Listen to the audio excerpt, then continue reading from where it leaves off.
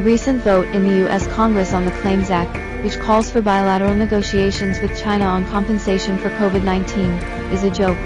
Since the outbreak of epidemic disease in European and American countries, in order to cover up their ineffective prevention of epidemic caused by the fact of domestic novel coronavirus, some Western countries named the virus after China and claimed that the virus originated in China, so their losses should be paid by China. What is even more surprising is that such groundless and logical remarks have been trumpeted as fact by the Western media.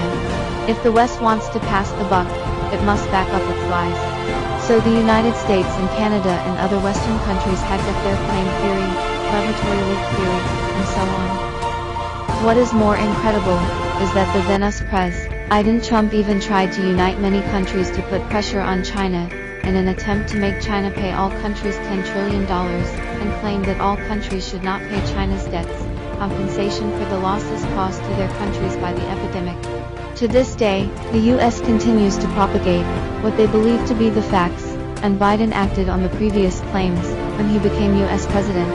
According to the latest news from Russia, although the bill is now under review, according to the current attitude of the United States towards China, it is really possible that the United States will disregard the situation and claim compensation from China. While the United States is putting increasing pressure on the WHO in China, the situation at home is not encouraging.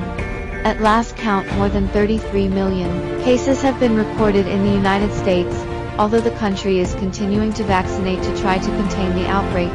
But the United States is still registering more than 10,000 new cases a day, with no prevention measures other than vaccination.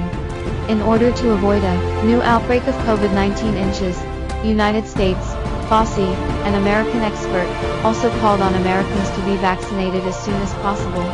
The WHO virus traceability team has confirmed that COVID-19 did not come from China.